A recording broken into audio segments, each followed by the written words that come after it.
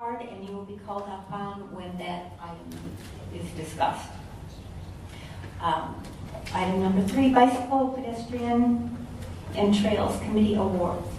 Georgia? That'll be Miss Kim Smith. Her favorite thing of the year. My favorite meeting of the year. All right, good afternoon, everybody. How are you doing? And yes, this is my favorite meeting of the year because we get to recognize some pretty incredible and special people in our community through our BPAC Awards program. With me is our chairperson, Angelica King. She's my hand her out and shake her hand. So what's going to happen is I'm going to call the awards up. As you come up, we'll present your award, and then you can exit as you go out. But you need to check with Abby. She wants to take everybody's pictures. We'll have a group picture at the end, and then you guys are free to go, or you're free to stay. We'd love to have you either way.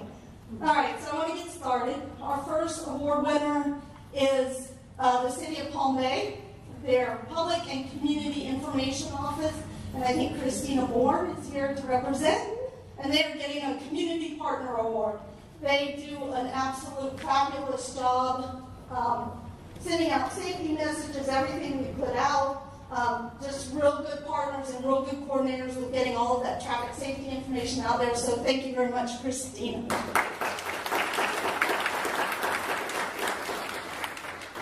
All right, are both of you coming or just one? Chief? Next is the town of Melbourne Beach. Chief Melanie Griswold and Lieutenant Max Smith is here as well.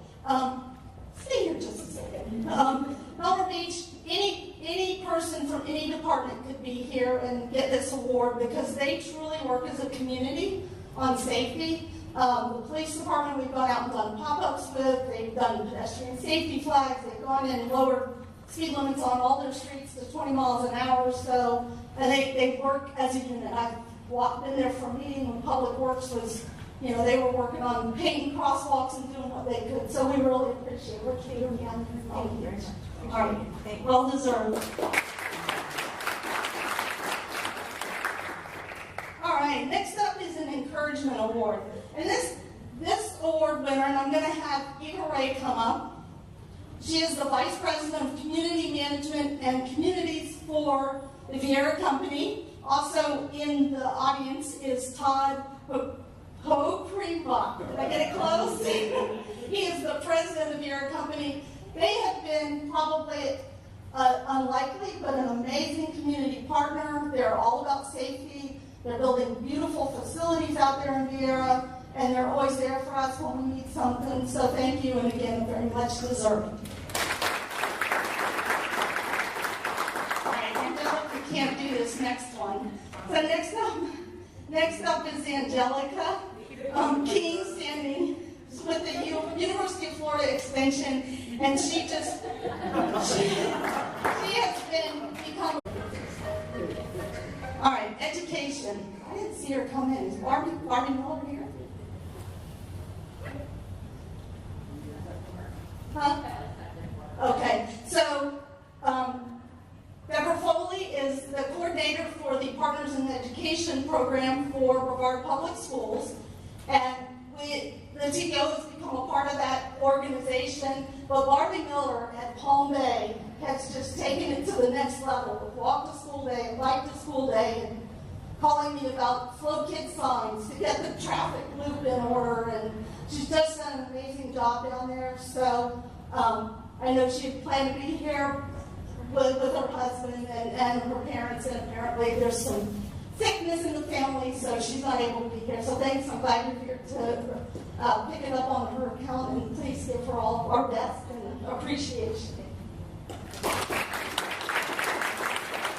right, so I have a little group of people to bring up here for these last 2 awards. I mean, this is probably one of the biggest honors that I've had in all the years that I've been doing BPAC Awards. If I can get Michelle Saronis, Leslie Walters, Valerie Harper, and Rachel Winston to come up here.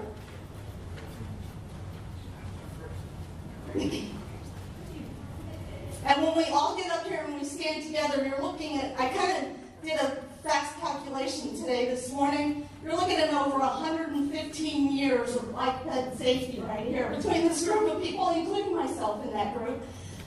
Just real quickly, Valerie Harper, we wouldn't have the school-based program that we do without Valerie Harper. She was the one that got it started. We don't know exactly when, but it's 25 plus years.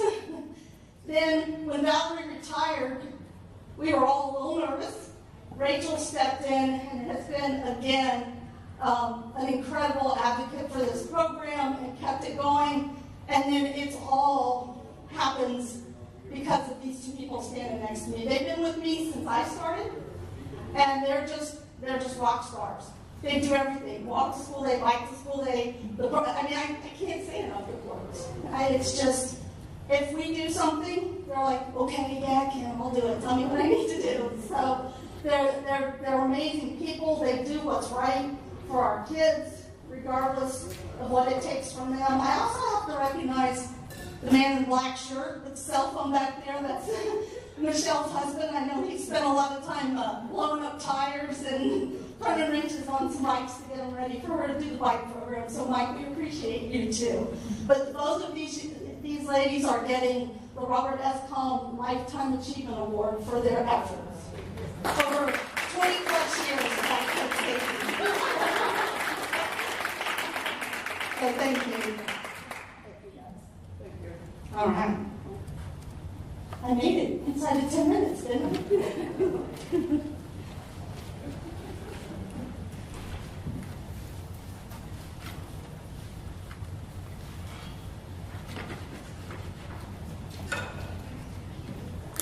The Executive Director's Report, Jordana. Right. Thank you, Madam Chair, and thank you, Kim. That was wonderful. Thank you, members, for being here. Just a couple items I wanted to discuss. The TPO will be hosting our annual open house at the Space Coast Realtors Association on June the 7th at 5:30 p.m.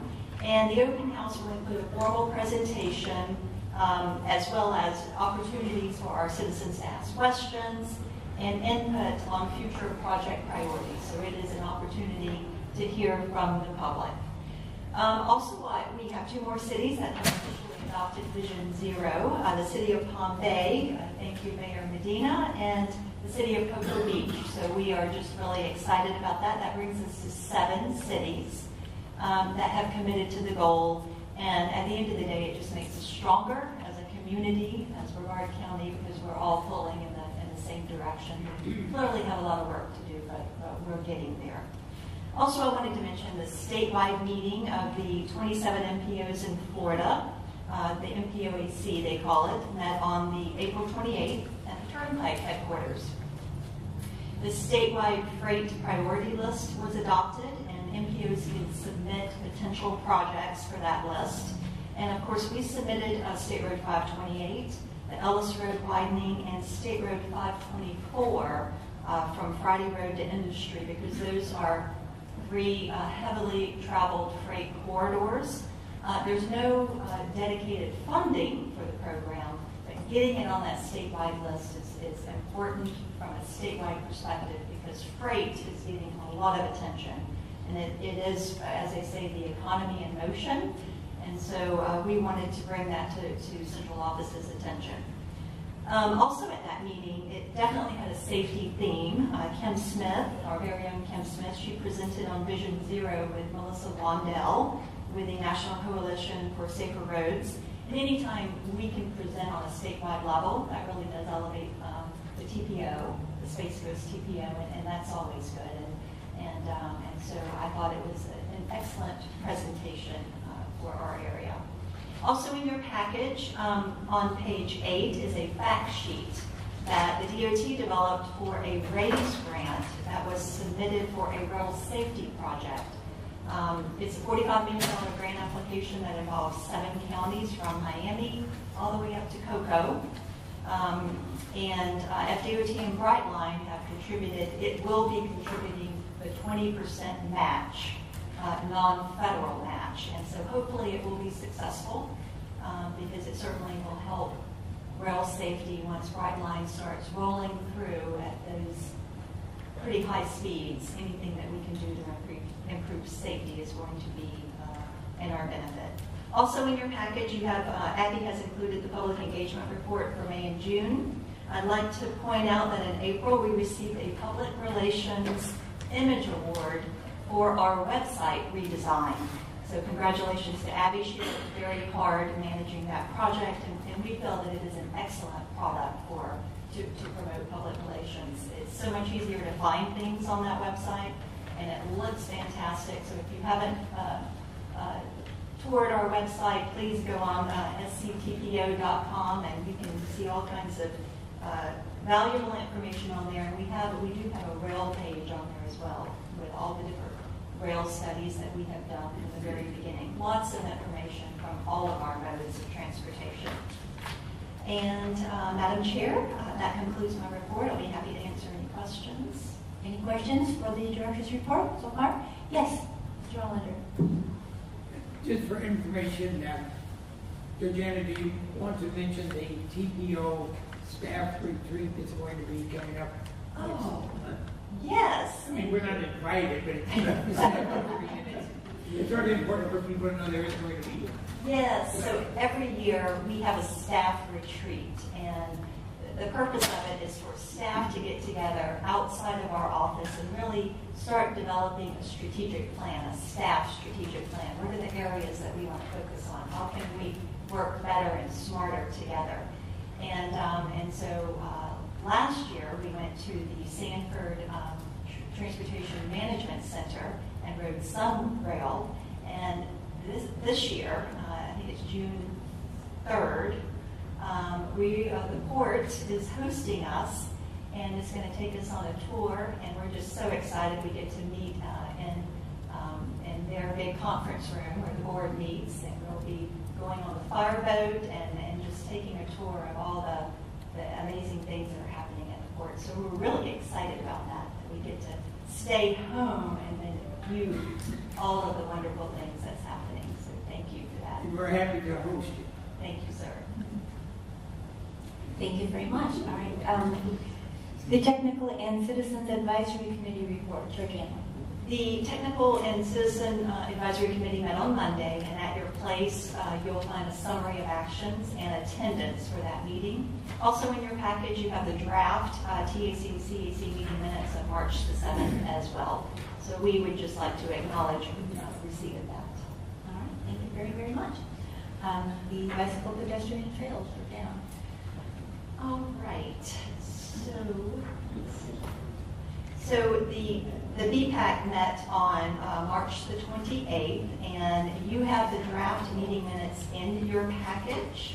Also on the screen here, Sarah just put up, we also held a walking workshop, and we did it on the transit bus, and we had lots of good participation, and so it was quite a success. There's one other item in the package. It's a letter regarding the reopening of the Tuttle Trail, and we would, after speaking with the chair on that particular item, we'd like to pull that item. But if you'd like to see the draft meeting minutes, it is in your package. All right, thank you. And next is the FDOT report. I don't see Anna or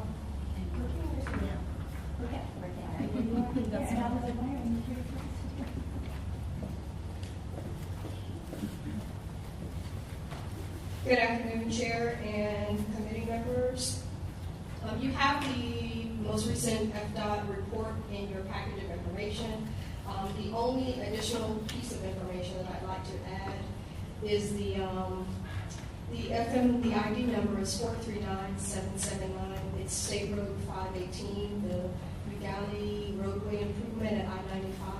Just wanted to make an additional update that the construction for this project is now complete, and we are awaiting the final approvals. It should happen within the next few days. I say few business days. We should see the final approvals for that.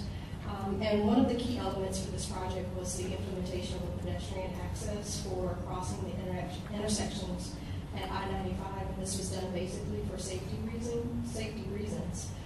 So there are several. We know that there's been also several concerns about a no turn on the red signage that's there from the northbound, those exiting the I-95 toward towards eastbound State Road 518. So with some coordination from FDOT, traffic operations, and the project team, there is an update to the timing for that intersection so that there's a little bit more time allotted for the pedestrian crossings and also for the no turn on red signal. So there was several concerns that the office received regarding the no turn on red and the safety that's been coordinated for that, for the response to that is the timing that's being allotted for that turn signal. But I am available for any questions or comments. I have a comment. Yes, ma'am. And I witnessed this myself. I noticed that when traffic has the arrow to turn left as you're coming, we'll say off of whichever road you want to choose, pedestrians are trying to cross right when those left turn lanes are turning. So they have to not only pedestrians not only have to deal with those turning left, but those who are also making a right on red once they start getting to the other side. And so I've seen pedestrians having to hop around and avoid the cars when they do so. If there just is some way of, I don't know how you would do that. That's why you wear the big hat. I will give that comment back to our operations team to see what they can do to address that. Thank you. You're welcome. These are particular locations. Oh, we're talking about State Road 518, the update that's already been, we're waiting for final approvals. I'll include you in it. We have somebody that can help to address that here. You're welcome. All right. Next item would be the consent agenda. Georgiana, would you please read the consent agenda? Yes, Madam Chair. The consent agenda is approval of the governing board meeting minutes of March 10th and April the 7th. Committee appointments, we also have work order 22-02K, which is our 2021 State of the System report. Also the Intergovernmental Coordination and Review Agreement, the signed agreement. Also Resolution 22-17, which is our new fiscal year 23-24 Unified Planning Work Program, and the acceptance of our annual audit report as well. And of course, we had 0 findings in our annual audit. So that is the consent agenda. It can be approved under one motion. All right. Thank you. Do we have a motion to approve the consent agenda? Madam Chair, I move for acceptance of items A through F on the consent agenda. Thank you. Motion by Yvonne Midas. Do we have a second? Second by Mr. Jordan. Mr. Jordan. Second by Mr. Jordan. All in favor of approving the consent agenda? Aye. Those opposed? Thank you very much. Motion passes. All right. Next item. Transmittal for draft fiscal year 23 to 27 Transportation Improvement Program. I have a very short presentation for this item. All right, so this is the first draft of our Transportation Improvement Program, and this is a 5-year document that lists all of the projects in the DOT's 5-year work program. And also, this is really the funding portion of our mission. Our mission is to, basically plan a transportation system that enhances quality of life and improves economic development. So this is how we're going to make all that happen, is through these projects. And as far as the timeline is concerned, it really starts with our list of priority projects that was adopted July of last year. The FDOT evaluates, when we turn that priority list to DOT, they evaluate funds and costs through the summer and the fall, and they try to match up the available state and federal funding to our project list. Any new funding gets incorporated into the DOT's draft tentative work program, and that usually happens around January of 2022. And then FDOT provides us the download of the work program, and that's how we develop our draft Transportation Improvement Program. In July, this will come back to you, and you will formally adopt the final tip. And after formal adoption, we begin to operate under this new tip. But prior to the adoption, we go through a pretty extensive public involvement, and that's very important to the process. Our open house that I mentioned we're going to be having on June 7th, that's an important part of this process because we want to hear from the public. We'll present on what our priorities are, what has been funded, and it's important that we hear from our citizens because they have a stake in what we're doing. And in this draft tip, there's over $1 billion in state, federal, and local matching funding. And this particular, the tip is broken down by project section. We have space, sea, and rail section. We have a maintenance section. So there's all the different sections in the tip that you can look at and look for various projects. Here's some of the capacity highlights. Most of them are on the strategic intermodal system.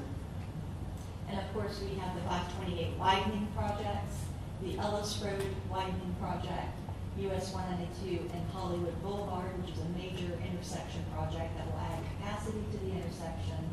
Of course, the NASA Causeway Bridge is under construction and Space Commerce Way construction as well. The 401 Bridge design is not showing up on in this particular tip because the funding is in fiscal year 22. So this tip is for between the years 23 and 27. So it just kind of missed that. DOT may actually have us put it in this tip depending on the years and when it starts, but we always have to make sure that we are consistent. We have planning consistency. Here's a few more highlights. There's 17 resurfacing projects in the tip, 3 bridge rehabilitations, and 10 ITS projects, intelligent transportation.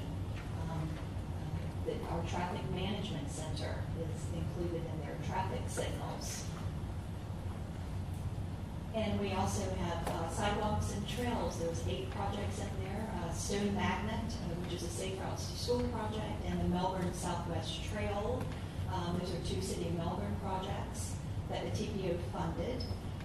Michigan Avenue and Aurora Street are 2 projects in the city of Cocoa that the TPO used our federal funding to fund those projects. They're small in costs, but can have a very valuable impact to the community and to safety. And of course, this is our modal partners. As you can see, the spaceport projects, just those 4 projects, it's $480 million. But I will say that this is common use infrastructure, space infrastructure, and it requires a 50% match. So you have the private money coming into Brevard County that's matching that. And the port projects, that's the same as well for a lot of their projects. So that's a lot of funding coming in to improve economic development. And transit is 5 projects for $23.6 million. Our Seaport has 3 projects at $37.5 million. And we have 1 rail project for $9.5 million. And then we have our safety and complete street type projects. We have a lighting project. We all know how important lighting is for safety. And I think that this is going to be, you're going to start seeing a lot more focus on lighting because it can have a tremendous impact on safety. Access management project on 520, that's considered a safety project because were a lot of accidents there in the Cocoa area. Clear Lake Road from 520 to the beach line, that was a stimulus project that the DOT funded to more of a complete street to improve safety in that particular area because there were a lot of pedestrian accidents. And then, of course, we have our A1A project at Cape Canaveral, which is very important. This is the intersection project at International and North Atlantic, and that's a $15.3 million project.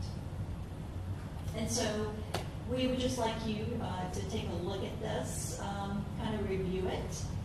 If you would like me to potentially pull projects just for your area, let me know. I will try to do that for you. We have a little bit more work to do. We are updating the maps to incorporate into the TIP, and we're also updating the executive summary. And then we will send that out to you, to all the board members under separate cover. but the link on the item sheet will take you directly to the document, and you can kind of dive down into it. It's a very large document. Finding a project you're looking for may be difficult, so I can certainly assist you with that. So we are just asking the board to allow staff to transmit this to reviewing agencies and kind of start that public review process. All right, thank you very much. Can we get a motion to allow staff to transmit? So moved. Move it by Mr. Hollander, second by Mr. Jordan. All those in favor? Oh, I'm sorry, yes? Yes, Mayor? So, for the sake of time, I guess you're running through this quickly, but I wanted, since we have a new District 5 secretary, to approach him and start discussing, open the dialogue, right? Babcock Street. Babcock Street is a multi-jurisdictional road. It's county, city, different municipalities and townships, and that discussion to be brought forward regarding it becoming a state road. So I wanted to include that as part of the discussion here today. Yes, and so Mayor, the portion from Malabar south is not on the state highway system, and so you are correct. That is traffic volumes are getting very high. The PD&E is sitting on the shelf, and we do not have design funding at this time. So I think that would be a very good conversation to start having with the new secretary, and so I think that would be a very valuable effort. Thank you. Thank you. All right, all those in favor? Those opposed? Thank you, motion passes. Great job, that's a very good presentation, thank you. All right, next item is the draft fiscal year 23 to 25 governing board strategic plan. Sarah. All right, good afternoon, I'm Sarah Cobb, I'm the Senior Transportation Planner. I will be presenting our draft fiscal year 23-25 governing board strategic plan. In our last meeting in March, or rather we met in April, but our previous meeting in March, I kind of gave you an overview of the history of our governing board strategic plan, and then thank you to all who came April 7th to our workshop. So we basically have gone through and we've developed a new strategic plan with the purpose of defining the governing board's goals and priorities to help shape the policies, procedures, and decisions made through our committees and our governing board and everything that the TPO does. So we're really able to work on moving the priorities forward. The previous emphasis areas were safety, linking transportation land use, sustainability and resiliency, innovation and leadership. We were very successful in incorporating those emphasis areas into our LRTP, our long-range transportation plan, our project prioritization methodology, and we've kept kind of those same 5, but kind of tweaked them, as you'll see in the coming slides. So once again, thank you to all who attended the April 7th workshop. I think it was a really great day. We wanted to create an atmosphere where our governing board members felt like they could be creative and engaged and really brainstorm and think outside of the box on where we want to grow and who we want to be as a TPO when we continue to grow up. We'll never stop growing up. We always got to keep moving forward.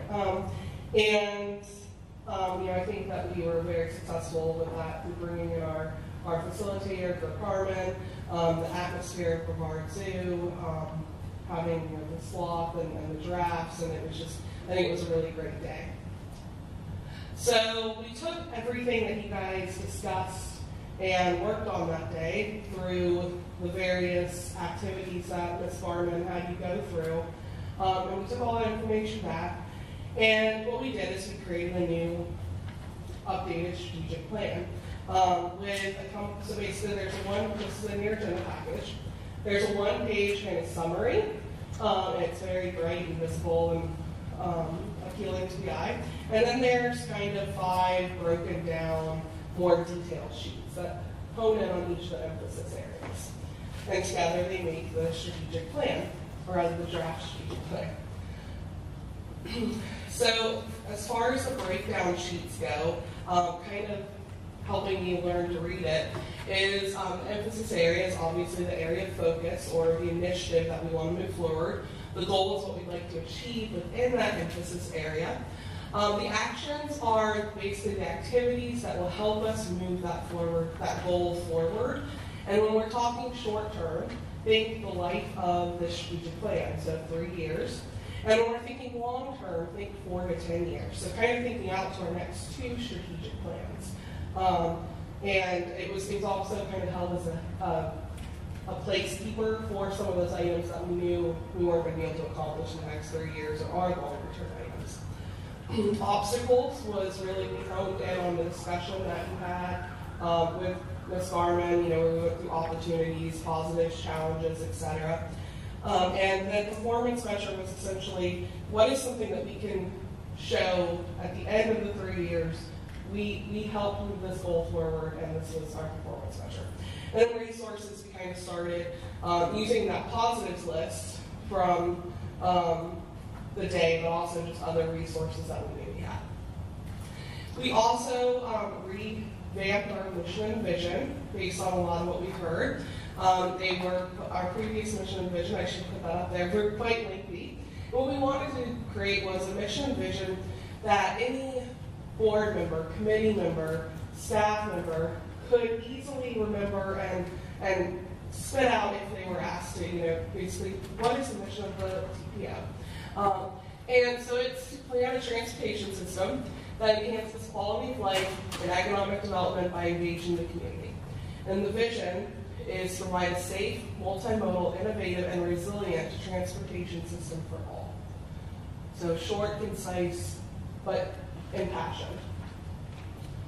So I'm now going to just briefly go through each of the new emphasis areas. I should rather say revamped emphasis areas, they're not really new, and give you some highlights, and then we are going to give kind of a comment period where then in the next 3 weeks you can provide any kind of additional information or details after you have an opportunity to read through more thoroughly. So leadership is the first one. And we were previously they're not ranked, but we were previously putting leadership down kind of at the bottom. And we felt that needed to be pulled up to the top and emphasized because we can't accomplish any of the other 4 emphasis areas without your leadership. So leadership, represent and promote the space-based TPO. So some priority actions are reporting the TPO actions and policies to your councils and boards, sharing the TPO social media posts and news, and pursuing leadership development opportunities. Some obstacles that were recognized were understanding of member roles and expectations, both for our committees and our board, lack of funding and the flexible use of that funding, engagement and understanding of the roles for the public and partners, so our public members of the public knowing their role in transportation planning. And then finally, the performance measure is implementing the governing board strategic plan, because ultimately as leaders, we want to move the strategic plan forward. Safety is implement a safe transportation system for all users.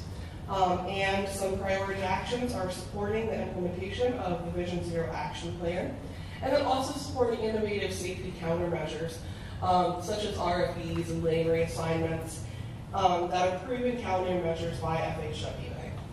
Some obstacles were acceptance of those proven safety countermeasures, and then current roadway designs. Obviously, we have a lot of aged roadways that we need to bring up to modern day standards. Performance measure, prioritize a safe system approach pilot project on a high injury network corridor. Linking transportation and land use. So plan a network that provides transportation choices, priority actions, participate in the 2050 long range transportation plan development. Can't believe we're already coming up to our next LRTP. Explore opportunities to connect transportation hubs, specifically zoning in on transit and Brightline. Some obstacles was lack of a regional community vision, lack of easily accessible and user-friendly data system, lack of tools to analyze the impacts of land use decisions on the transportation system. And then finally, the performance measure was to adopt plans, projects, and programs that increase transportation choices. So really honing in on providing that transportation choices for all. Resilient. Some of the obstacles was lack of community knowledge on resiliency and impacts of the transportation system, resiliency project implementation funding, and the need to retrofit from old designs to engineering, which is kind of also goes back to our last emphasis area. The performance measure will be the adoption of the Transportation Resiliency Master Plan. And then last but not least, we have technology and data, which is implement technology to enhance reliability of the transportation system. Some priority actions include continued funding support for transportation system management and operation, or TSMO, encourage municipalities to develop transportation technology and data sharing policies. You're going to hear lots about technology and data here in the next presentation. And then some of the obstacles were local knowledge and education on innovative strategies and technologies, lack of easily accessible and user-friendly data system, ability to plan for rate of implementation of new technologies, such as electric or connected vehicles. And the performance measure was to launch a data dashboard. So next steps, essentially I asked that if you could take some time to review the full document, provide me with any questions or comments over the next couple of weeks by June 3rd, so that I can incorporate those for final adoption in July. With that, I'll take any questions. Any questions for Sarah Crown? All right, thank you. That was excellent, excellent presentation. Thank you. All right, privacy, security, and technologies.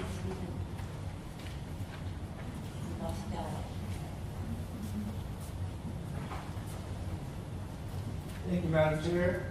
I'm Stephen Boswell with the TPO, and so at our last the Vision Zero Symposium that we had back in February, one of our CAC members had concerns over some of the technology solutions that were proposed for some safety solutions, and how was his information going to be safe regarding all the different technology. And so it sparked a good conversation where I've come before you before and I talked about our ITS master plan, about the cameras, the traffic signals, the gizmos and gadgets. But we've never really talked too much about where all that information goes, how it's kept secure, and what we do or don't know about each individual device that goes by any given sensor on the roadway. So that's what we're going to talk a little bit about today. But just framing everything in the technology and privacy realm, we're strictly going to be talking about what's on the roadside. I'll touch a little bit about what's in your pockets and how everyone can do some things to stay safe on their own in the technology world.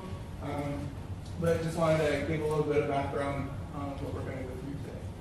And so I figured it was important to start with the definitions of privacy, security, and technology, because everyone has a different idea of what privacy is, and a different idea what security is. And so definition of privacy is quality or state of being apart from company or observation. And so that's easier said than done in a lot of instances in this world. And so the questions, there's different levels of privacy in different places. What's reasonable privacy at home, reasonable privacy in public places, and reasonable privacy in electronic devices. And all of these, there's different answers for everyone on all of these. And again, we're going to focus on those roadside devices today.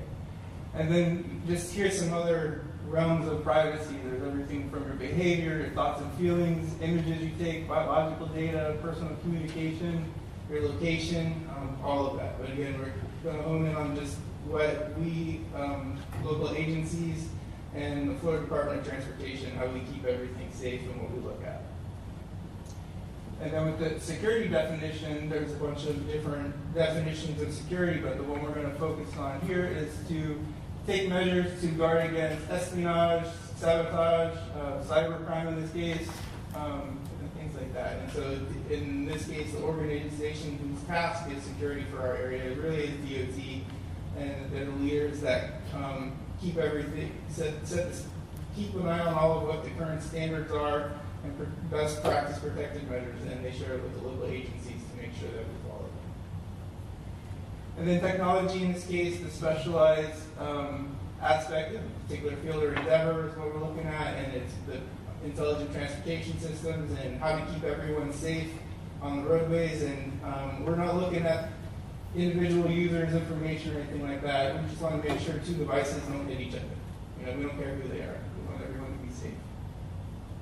And so with that, Mr. Jeremy Dillmore with the Florida Department of Transportation District 5, he's going to go in a little bit more in depth, but not too in depth, on how we keep everything, or how they keep everything safe and secure. And he likes to tell us what works and what doesn't, so we put out the good stuff here.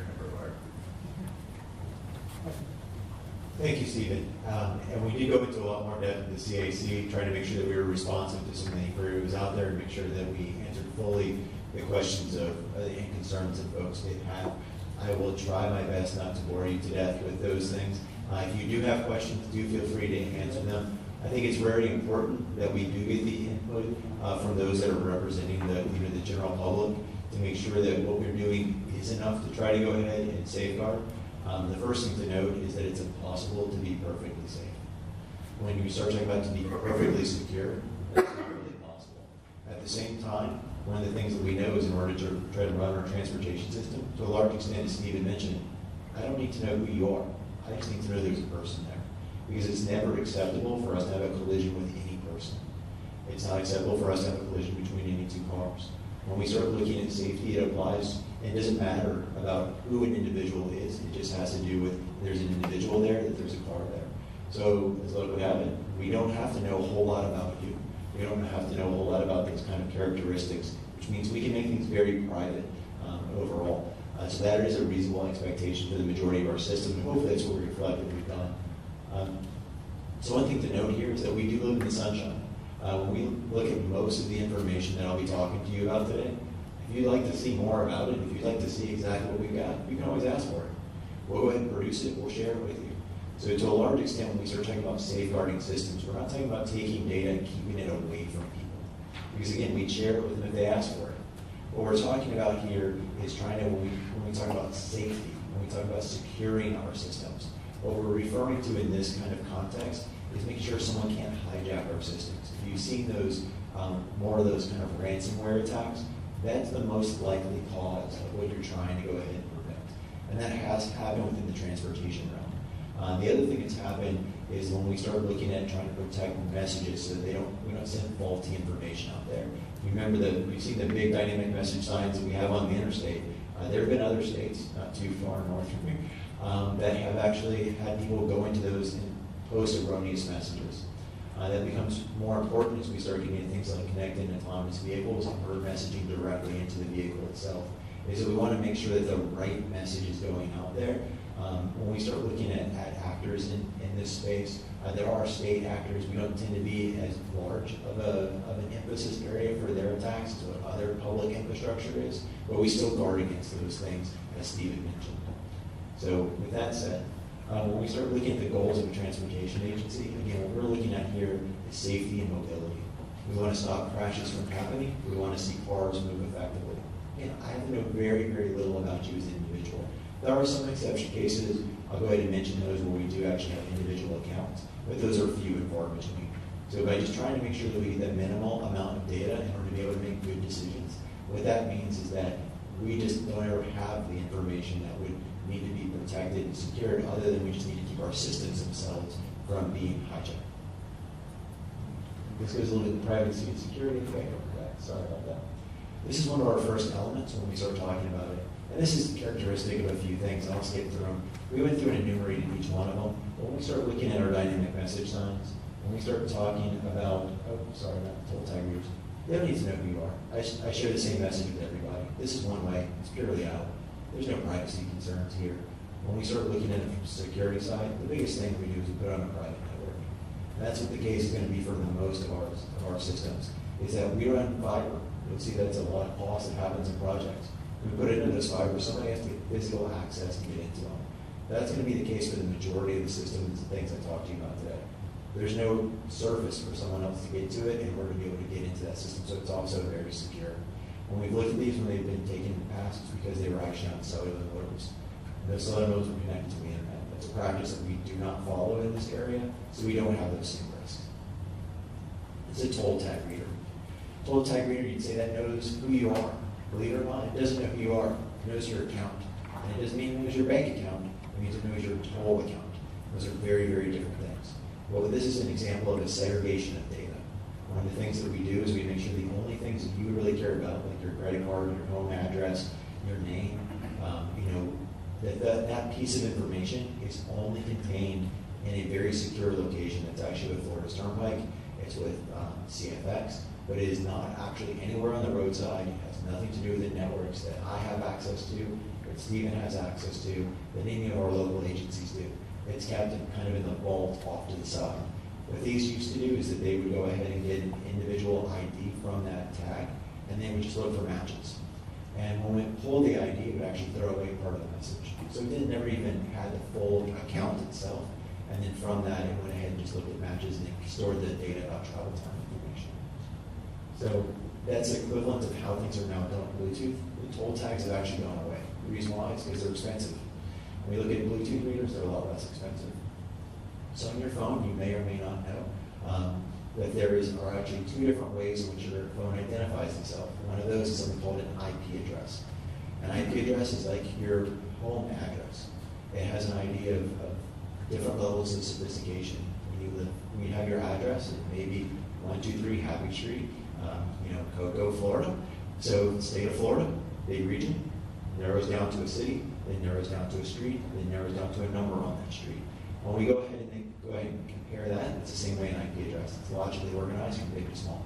MAC addresses are randomly assigned at the time of manufacturing. So they're each individual. So with that being the case, they have, again, an idea of what the object is, but they aren't tied to you as a person.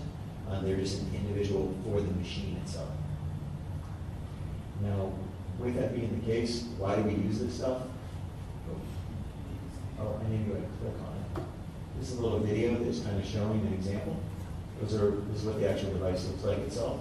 As a car goes by, it goes ahead and transmits information, transmits that MAC address, and then it drives by a second one, and that transmits the MAC address.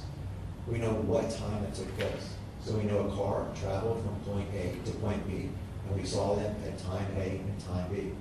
When I go ahead and subtract the second time from the first time, it tells me how long it takes to go from point A to point B.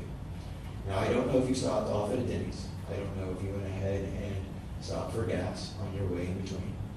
What we're doing is we don't look at this as an individual message. We look at trying to aggregate lots and lots of travel times. We take the ones that are really high, we throw them out. We take the ones that are lower, and there's the ones that probably didn't stop at a gas station on their way to go from point A to point B. And from that, we're able to go ahead and determine what travel times are. That helps us understand aspects of mobility. Similarly, when you look at this one, it's a T intersection.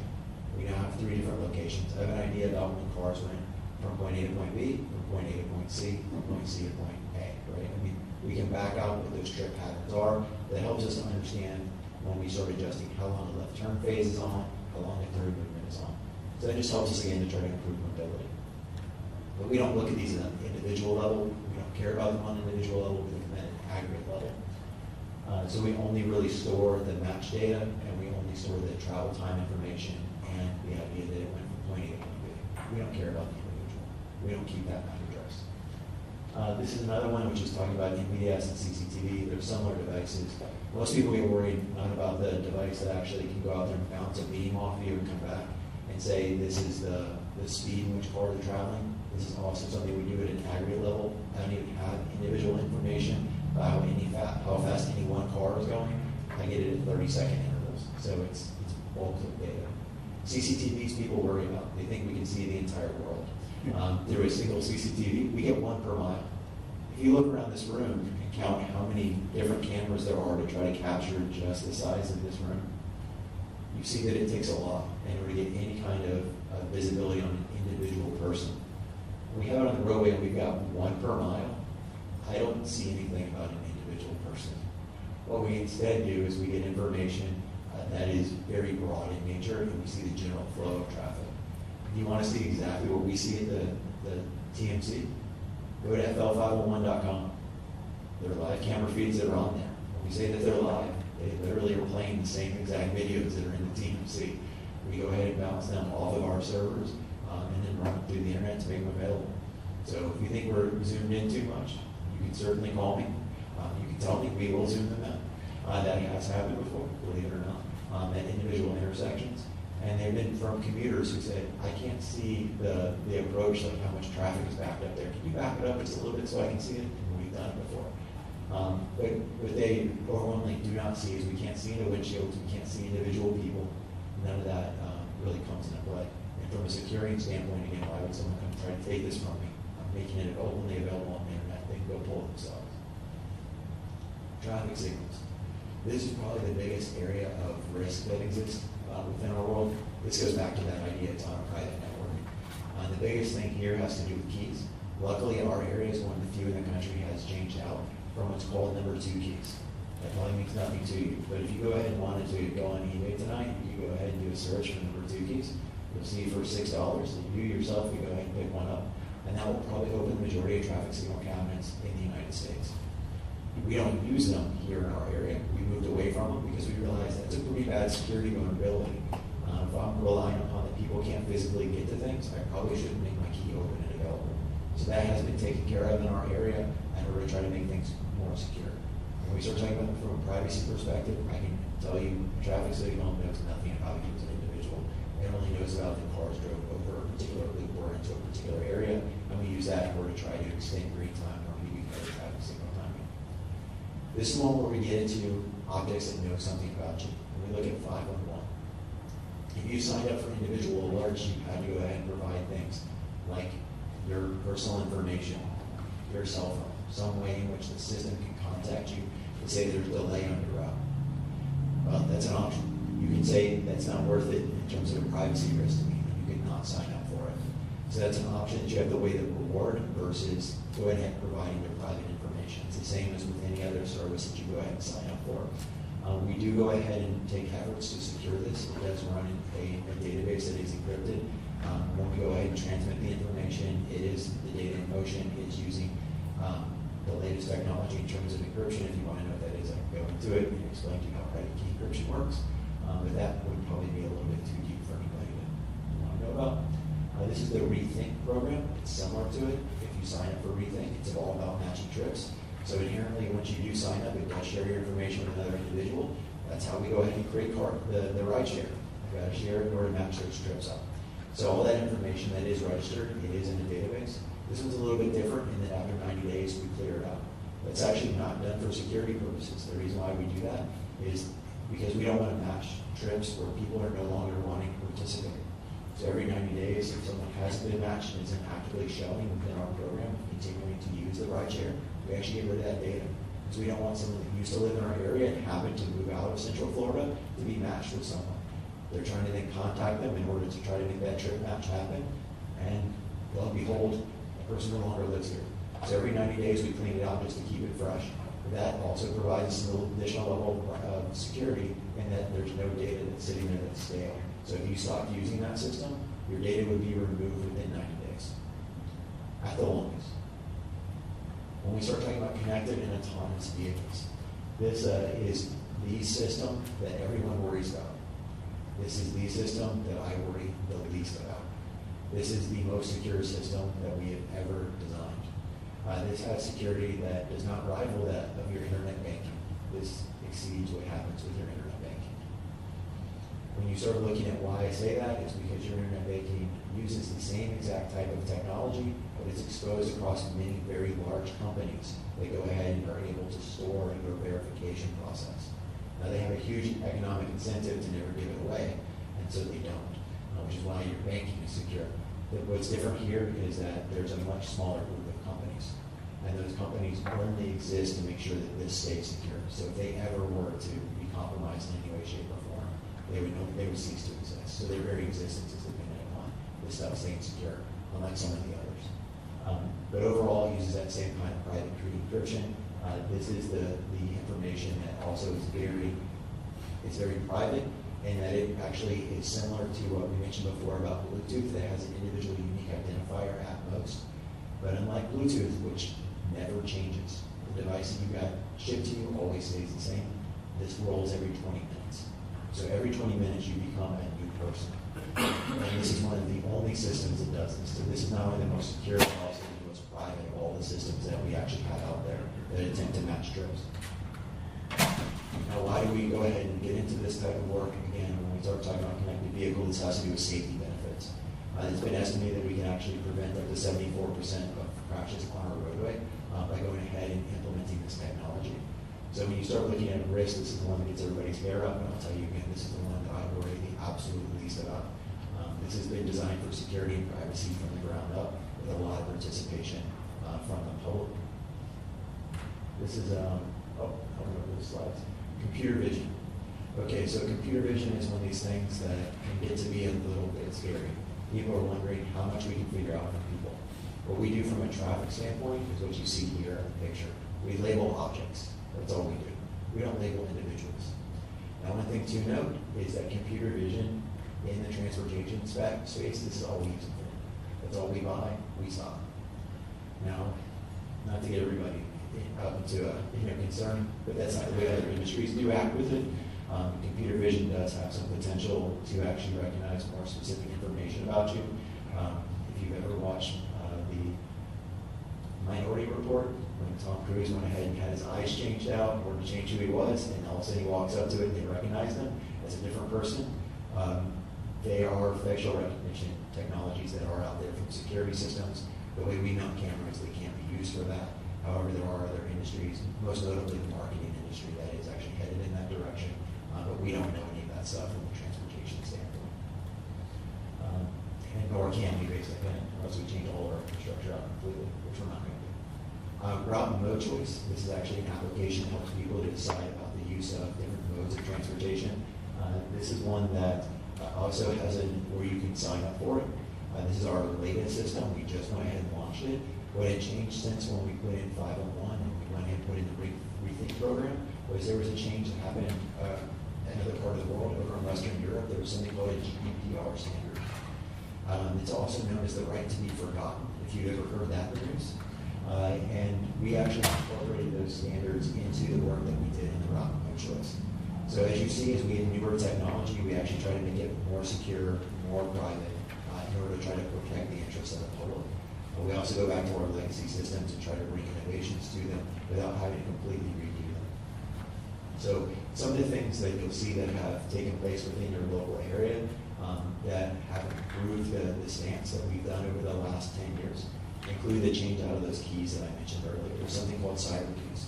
So these go farther than not only understanding that it's a different key type so that you can't just get into almost every traffic signal cabinet in the entire United States, but also these keys log who went into them. So we actually have a record of who touched each cabinet.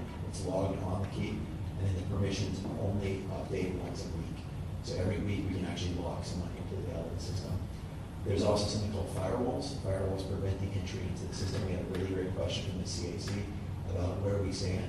Right now what we're doing is we're practicing minimal access. There's a new movement that's happened in terms of IT security, which is no access, which is where we're actually moving towards, where you don't let anyone in from the outside, you only let things from the inside out. And that ensures that all communication you're in 100% control of. You don't let anyone external get into your system. The other work is something called misbehavior detection. This is when you try to monitor your system. This is something that's upcoming, and we are working with vendors about trying to get these products. That's our next step of investment, is trying to say when we see something that just doesn't make sense. So this is what this is equivalent of, is not only the idea of trying to make sure that I've got locks on the car, but how come I see someone is putting multiple keys into the door over and over again? Why would someone ever do this? When you see that type of misbehavior, instead of just keeping your locks present, you would actually then make them disappear. You're basically trying to say, I'm seeing someone do something that appears to be someone probing my system, therefore I remove my system from their access. So that's kind of the next level. We're not there yet, but that's what we're working towards. So that gives you an idea about investments that are upcoming. Also, the concept of recovery. So in case you were hijacked, in case someone went ahead and took over your system, there's an idea of having an offsite copy, so that you can also then bring that back and just basically throw away the system that they've hijacked and rebuild. And I say that from a logical sense, not a physical sense. You don't throw away your server, you just throw away the configuration of your server. So those are things that you'll see upcoming investments in as we try to further harden our system to make sure that we're doing everything we can to make sure we can deliver service. This gets into some of the other steps that we're taking, which is where we're moving third-party connections connections to our systems. This is basically anyone else that does not need to be in there, making sure that they don't get in. The other thing that is certainly out there is the number one thing that you can do as an agency is to have regular, reoccurring cybersecurity training. The number one thing that gets everyone in behind any system, I don't care how sophisticated, how many things we add to it, is people that click on phishing emails. It's about downloading malware to devices. It's about taking a USB drive that you have sitting out in the parking lot and saying, hey, I wonder if this, if I can just erase it and then use it as my own. Go ahead and taking any one of those vectors and introducing it to your system as a biggest risk. So the idea that if you have a regular training with your staff, that's almost invaluable for your ability to try to protect your systems. So that helps to develop this culture of basically trying to make sure that you're aware of cybersecurity and the risks. So if you don't already have that within your local municipality, I encourage you to look into it. I certainly will. Now with that, I've covered a bunch of stuff. I'm going to pass it over to Steve to talk a little bit about personal devices. I have one quick question. Several of the things you showed there showed that you use vendors for different things. I'm assuming that our contracts with the vendors and possibly even you guys have some control over what they do with that data that the vendors collect? So when you look at our systems, that's what we're talking about getting third parties out. Is that when we look at when we buy a product from a vendor, right? They're selling us a product that the data then actually runs to us. It doesn't run to them. They don't have necessarily access to our systems in order to be able to get into them. So it's equivalent of you go buy a lock from a hardware store. So none of that data that's collected goes through a vendor system before you guys get it. It goes through a custom software that we have written and are deployed at the traffic management centers. So it goes back to all internally controlled pieces. There are exceptions to that, like 511, which is cloud hosted. It does go up to an AWS cloud, and it is accessible by the software vendor, which in that case is IBI. The Rethink program that is on local servers and it's only accessible by DOT from the back end, and the route mode choice is IBI, and that's cloud hosted. So there's one company that does have backdoor access to two pieces of software that we've got, and we do have the ability to log their ins and outs, when they get in and who is actually getting in and out on that particular vendor. In terms of roadside collected data that goes to a back office, the only one that does that is the Bluetooth information, and the Bluetooth information is effectively anonymized before it actually goes to those servers. It's actually a requirement from other states. Our state doesn't. One question. You had talked about the Bluetooth reader, yes, which will calculate basically the speed between yes, two readers. What would stop that from having the state law amended and having law enforcement use that for handing out tickets? So when you start looking at the ability to generate the ticket, there's, and I think it's I have to go back and look at the regulation, but it has to be something that is measured and associated with a particular individual. So let's say that, all I know you. How do I know that you are associated with this MAC address? That's the part where there's that linkage between the individual and the ID. I can say, I know that MAC address went too fast. I can't say that I know that Paul went too fast. Does that make sense? So they could have left their phone in your car or something, they could get your ticket set. That makes sense up to a point, but when I was still working at the school, I knew some teachers who would, before class started, they would get their phones out and look on their phones to see what kids had their Bluetooth, had their phones turned on with Bluetooth, and it would say Little Johnny's Apple or Little Johnny's Samsung or... That's because what they're recording in that case isn't the MAC address. What they're recording is the friendly name of the device. So there's different fields that are advertised by the device. There's only certain ones that we use in transportation. We use the most obscure one possible because, again, we don't want to know. And then once we go ahead and get that information in, we actually drop 2 of the bits off of it so that I can't go both directions. I can't take it and then go find the individual. So we intentionally obscure it. Now again, that's not because of Florida law, that's actually because of law in other states, and these vendors sell in multiple states. And there's other states, I mean Utah, for example, actually requires that from their statutes.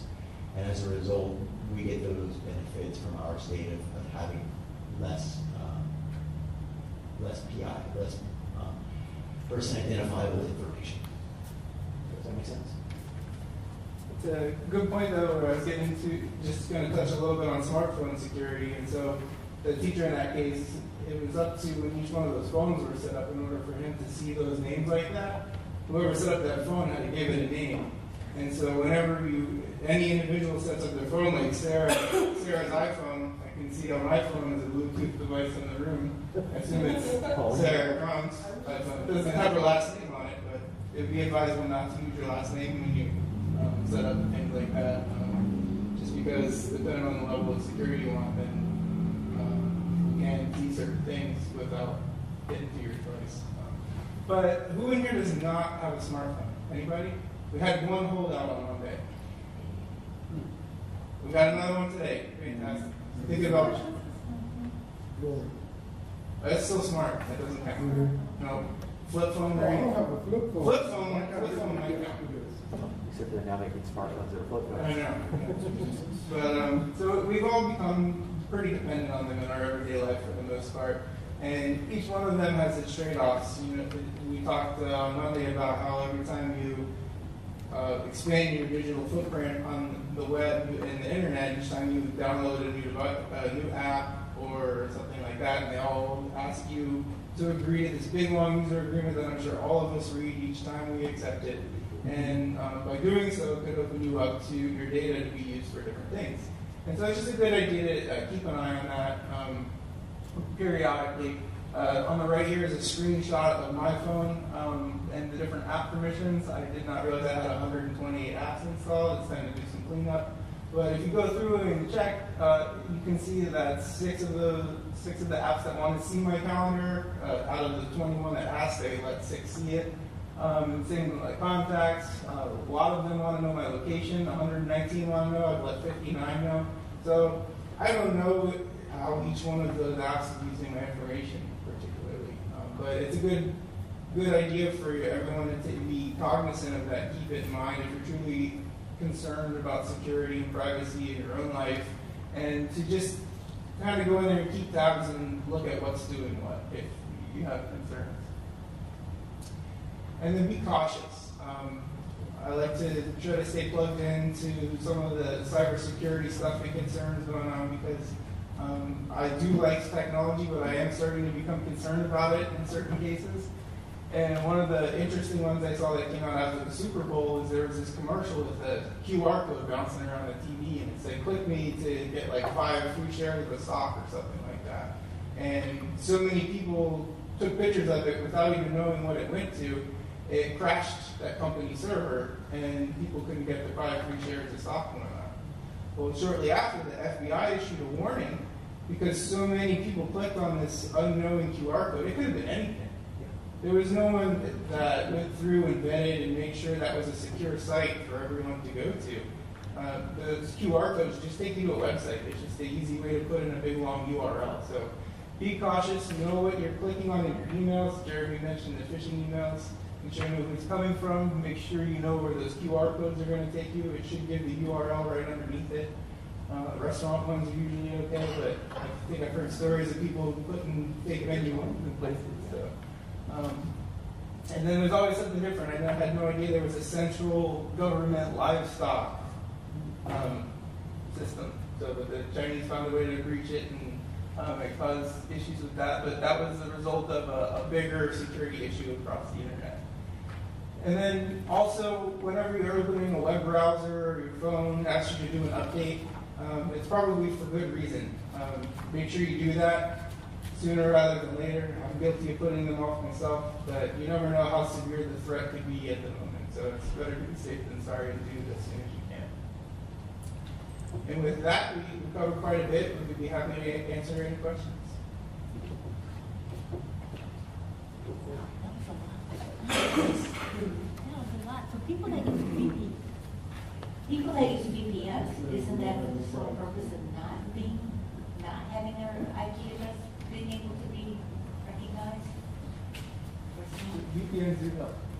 So what VPNs end up doing, right, is that what a VPN does is a virtual private network. So it connects from point A to point B, and what it does is it goes in and runs a hash so that what comes in this side and what comes out that side, that the people that are in between can't really observe what's going on. So your internet service provider would not necessarily know that you're going anywhere other than that same destination over and over again.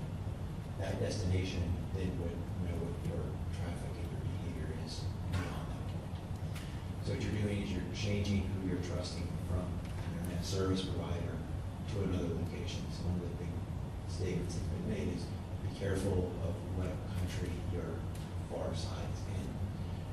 Because now instead of being subject to the laws and permissions associated with the United States, you may be transferred to another government, which they may have higher security or they may have lower security overall. The one thing you'll realize is there's no silver bullet that solves all of these problems. Right? If there were, I will tell you this so I knew what it was, I would not be here. I would be selling that product, and I'm sure that I would be living on some island. Because it's a tremendous technology challenge. And it's one that we continue to evolve and try to improve the practice of. Now, we use VPNs differently in transportation. We use them to go from a very specific point to a very specific point. So we run it from our transportation management centers up to cloud-hosted services like an Amazon. And in that case, we're at our end destination. And what we're doing is we're not trying to keep people from knowing where we're going and what our traffic looks like. We're instead just trying to make sure that our data, the information that we're sharing, in that motion is not visible to anyone who might be trying to sniff that traffic. That all they would get was randomized information rather than organized information, to try to kind of protect that communication back and forth. So hopefully that makes a little bit of sense, but VPNs can get you somewhere. Just be very careful of where you're going to. I'm going to go back to tin can string. The only safe thing. Well, and I will say that the more that you do learn about this, the more challenges there are. But it is certainly entirely appropriate for us to have conversations about how we're doing these things. And certainly I encourage you to have those conversations with your staff because they are decisions that should be made, they should be contemplated before the decisions are made. I think that's really the key thing that we've seen over time is that people really tend to get in trouble when they don't consider these aspects before they make investments. Thank you. Any questions? Mr. Gilmore? No? All right, thank you. Great presentation, thank you. All right, Stephen? So next, Jerry's going to give us an update on the Road Rangers program. And I just want to give a little bit of background and history. This is really a case of something amazing that the FDOT has done, a huge win across the whole state.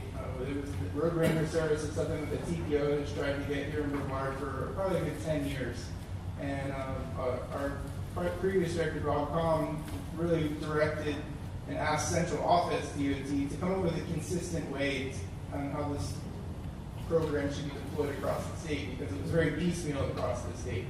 And so what you're going to hear about is some of the tremendous results, a little bit of history on how great this program is and the lives that it really does save every day. Thank you. When you get tired of me, just throw something at me. I promise it'll work out. So here with me today is Mr. Mike Hudson. He's in the back there. Mike actually started out his career working as a road ranger on the roadside. He since went ahead and moved into our TMC and is now over our transportation incident management program. So certainly I will go ahead and try to do justice to the program as a whole. But if you want to know the expert, the guy who's lived on every side of it, it's Mr. Hudson right there in the back. So to give you a little bit of history on this, as Stephen mentioned. It started back in 1998. It was the Highway Helpers Program. That describes pretty well what happens on a roadside. So we're really trying to help those that are in need. When there's a breakdown that happens on the roadside, they go ahead and try to get those folks back underway. Whether that be going ahead and providing gas, going ahead and pushing them off onto the shoulder, or setting up primary MOT, maintenance of traffic, before our asset maintenance crews get there. So why do we do these things? It's all about safety. This is about trying to make sure that we're reducing the potential for crashes. When we go ahead and open up the roadway, for each minute that the roadway is closed, what we end up seeing is there's a 2.8% increase in the probability of a second crash. So by trying to open up those roads, getting people off the shoulder, getting those lanes back open, we're preventing that next crash from happening. If that crash never happens, that means someone has to go out there and work it, which means that our first responders are safer as a result. When we look at what kind of impact that can have, these are some statistics that are talking about just how many officers, how many firefighters, how many road rangers were actually killed struck by incidents. So it is a significant risk that's still out there. When we start talking about, when we look at a little bit closer to home, you're starting to see that within the last quarter, we're talking about there were 6 of those that happened within our area. So these are very, very significant. These are things that are still happening on our roadside. But there's not only benefits for our first responders, but for the traveling public as well. When we get these pushed off to the side, as you know, we see a reduction in the congestion that happens on our roadways. It makes your trip home a little bit faster, a little bit smoother. When we start looking at what that then translates to, it also reduces our greenhouse emissions, and we see an overall increase in the value of life that we have within a community as a result. So let's talk about goals. There's a statewide open roads policy. This isn't about getting everything clear and the road back to normal, but it's about getting those lanes open. And that's why it's called open roads. The goal is really to look at a 90-minute average across that period. We'll go ahead and share some information about the district and how we're doing relative to that. One of the things that unfortunately we have quite a bit of is we have video that shows just how many of these struck by, how much our officers, our first responders are out there and are in conditions that are dangerous on the roadside. What you'll see here is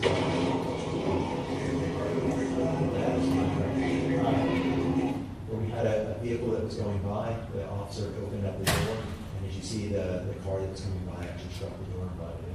That's what we're trying to prevent. We're trying to get these folks off the roadside so they're not having to work these incidents as quickly as we possibly can. Okay, so we've got quite a few of these videos over time that we've collected that do involve crashes and do show just how dangerous the workplace that it is. And anything that we can do to try to make it out there, the better off we all are.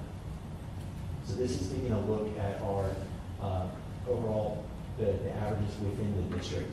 And what you're seeing here is by the different roadways. So you see I-95, which is looking at our response time. We have a goal here of 30 minutes to go ahead and get people on scene. And what you're seeing is that our road rangers on I-95 especially, we're seeing that they're exceeding that goal. You're looking at the 22 and 23 minutes is what we're seeing in terms of a response. And you can see that compares to other roadways within District 5. So overall, we are seeing that we are having pretty good coverage. We are seeing the response times that we're hoping for on our roadways so far. When we then start looking at, the number of dispatched events versus the number of self-initiated, this is kind of giving a comparison. If you look at the different roadway types and what the workload is, what you see is I-95 is one of our most heavily utilized corridors. So, a lot of folks think about things that are happening on the I-4 corridor through that part of downtown Orlando. But what we see is that we actually have quite a bit that's happening on I-95. Much of it's self-initiated. Let me explain to you what self-initiated means. So, talking earlier about how little we can see with the cameras, we only get this one little view tool. If you take it and pop your hand and think about what you can actually see through that, that's what we can see from cameras, right? It's a very limited view. We don't get the full periphery that we get from our normal vision. when we start looking at how often we find crashes, we see that happens less than 20% of the time. Most of the time, we're getting it from people calling in, or when our road rangers drive by, they see something that's happening, they go ahead and say, I'm going to take that initiative and I'm going to go ahead and handle that event. A lot of times that's debris on the roadway, maybe a disabled vehicle. Oftentimes we find it most when we actually have something that's blocking a lane. We start to see impacted traffic that shows up on our sensors. Our sensors then tell us about it. We then use the camera to go find it. Once we find it, then we initiate telling our road ranger to respond. If you see on I-95, you see quite a few of these are actually self-initiated where the road rangers are actually rolling up on that scene. This is, I'm going to go and skip through a couple of these videos. That's all right, Mike. Sorry. Yeah, we've got unfortunately too many of them that are impacting where we see those our first responders. We see them kind of bearing off into our incident. This is a road ranger vehicle itself. If you haven't seen one before, they have a very characteristic look. We try to standardize this so it makes it a little bit more, so that we have someone that's on our roadside who's getting help, but they actually understand that it is a road ranger vehicle. When they stop to help out, they can feel safe that that person is there, and it has been vetted by the state. You see that they're equipped with an arrow board that helps to go ahead and convey to traffic about which direction to move, and it helps them to go ahead and shut off a shoulder or a lane in order to direct traffic around an incident scene. They also go ahead and carry with them a good deal of equipment so that they can go ahead and perform some minor repairs. They can go ahead and get folks water. They can go ahead and get folks trying to go back on their way to the maximum extent possible. So when we start looking at it, again, we talk about most of these, and one of the key things they also have with them is a laptop that allows them to talk directly to the Transportation Management Center. So as they roll up on these events, we can go ahead and sign that to the rest of the public so that they can share that information so that we can put that up on those dynamic message signs.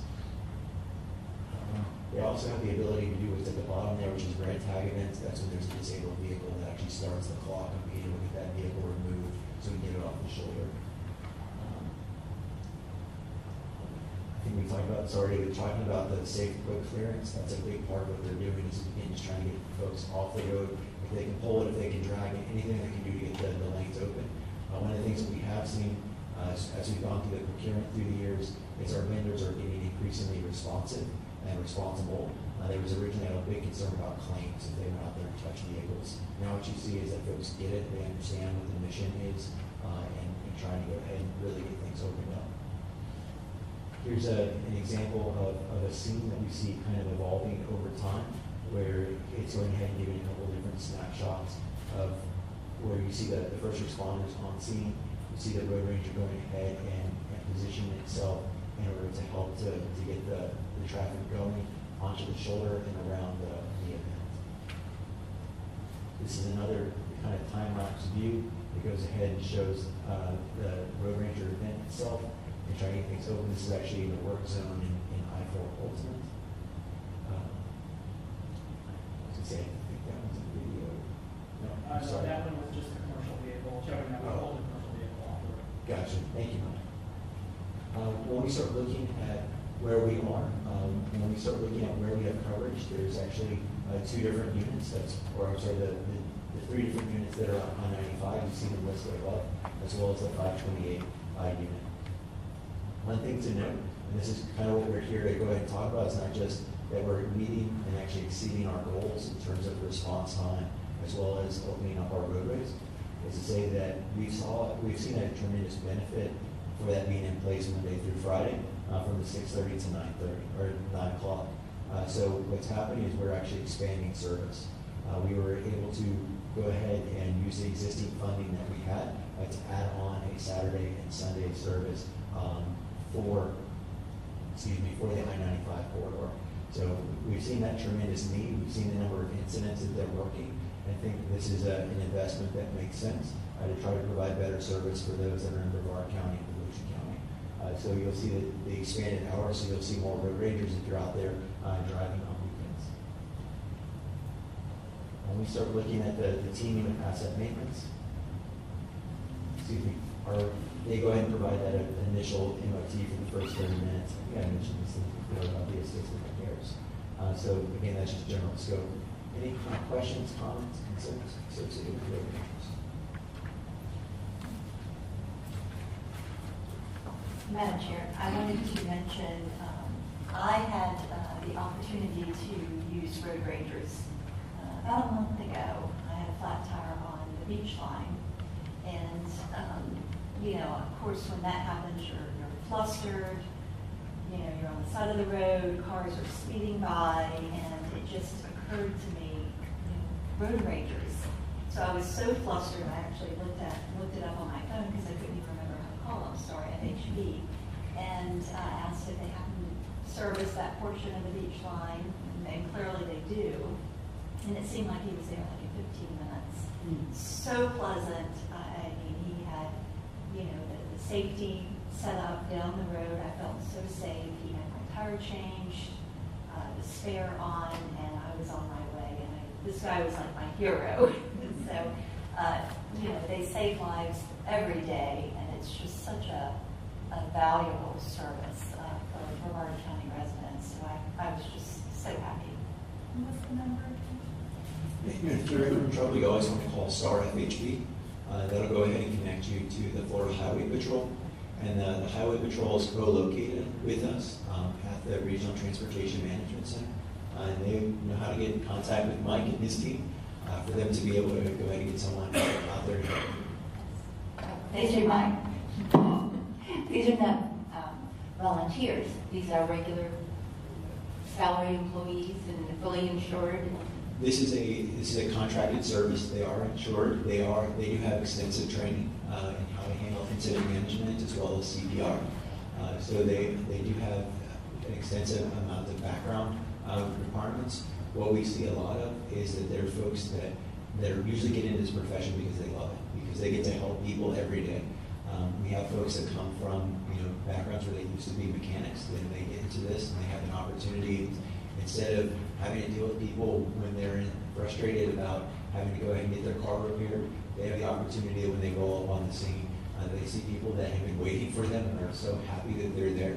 So when people get into this profession, they tend to stay into it. They really see it as something that's delivering value to the public. So they see a lot of personal rewards in it. But it is a service the department does contract out for. Thank you very much. Any other questions? I did just want to add that the road ranger that helped Georgiana was recognized at the traffic incident management meeting at the bike posted this morning at the Florida Highway Patrol office on 520. And you can see the job well done. I believe that was like his first week on the job too. Yeah, he's relatively new. And everybody's always happy to see us for rangers. All right, next item is the transit survey results. They're from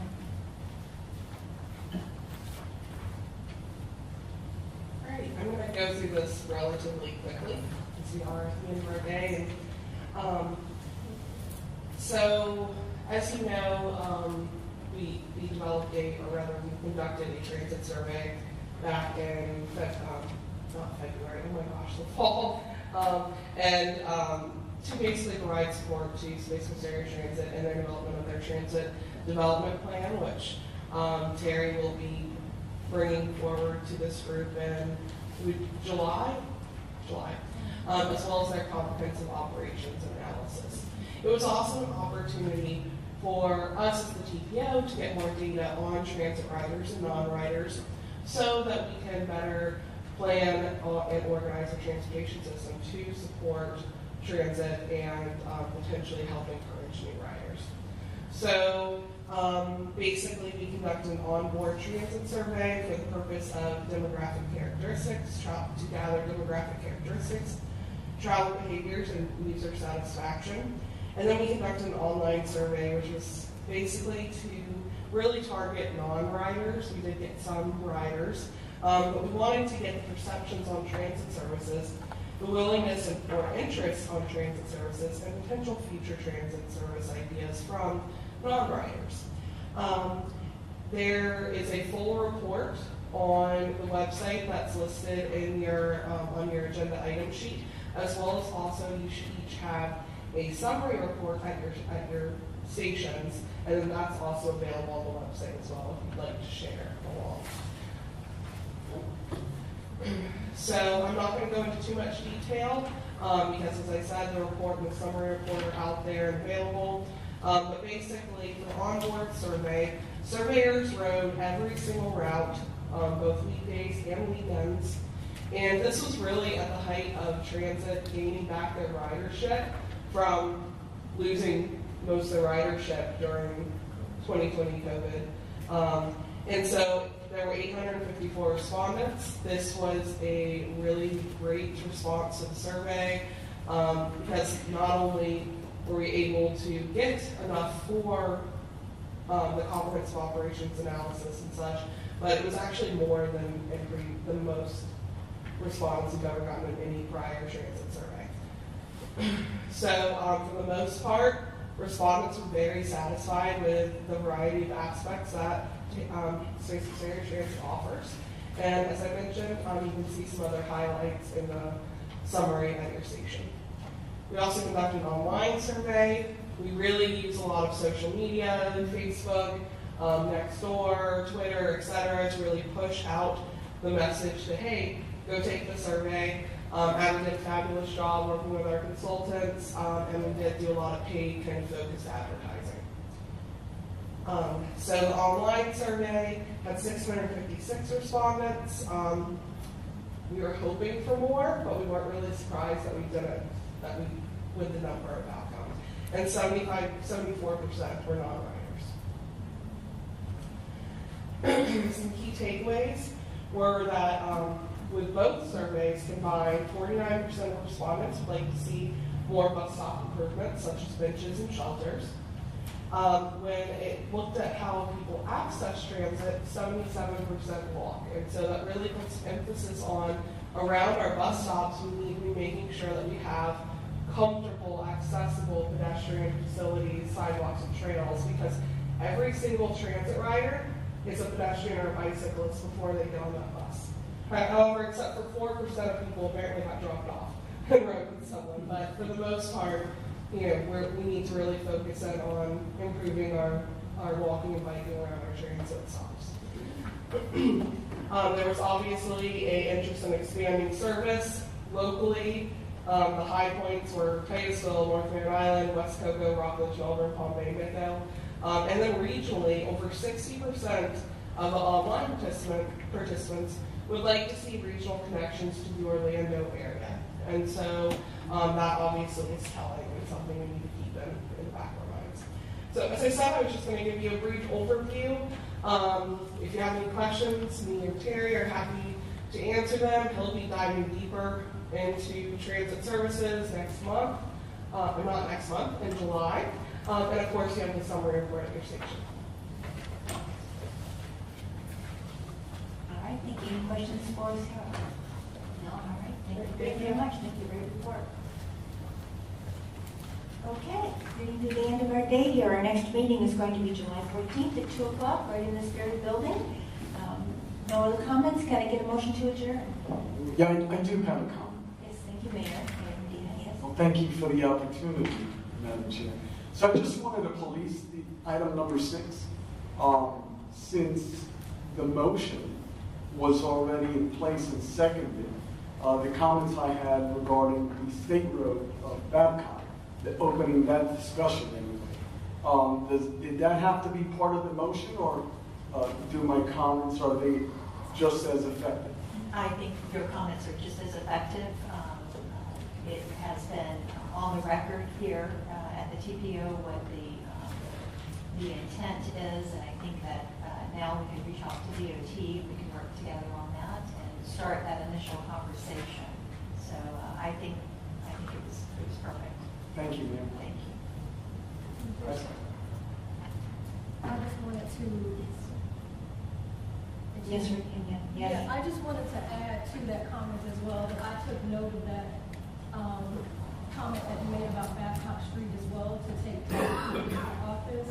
And I negated to mention in my comments earlier of our new secretary's appointment.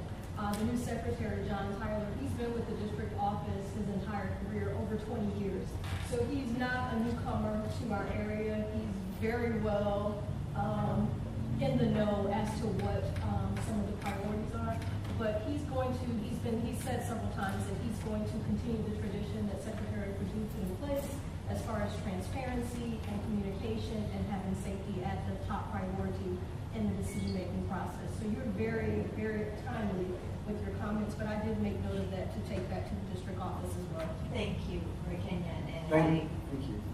And if I may add, if we would want to have a sit-down with Secretary Tyler, we can certainly do that as well. It might be an opportunity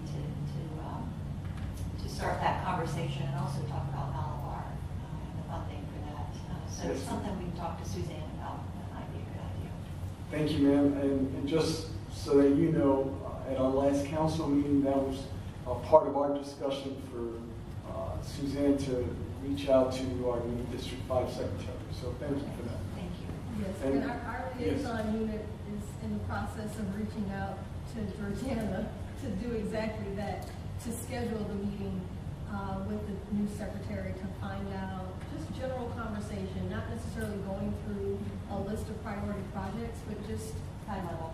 Absolutely high level for the priorities for the area as well. So it'll be another opportunity. Thank you, ma'am. That being said, I just wanted to police this, this opportunity for the discussion, so I'll move to adjourn. Second. Thank you, and thank you for, Councilman Forster. Thank you. Mayor Medina, thank you.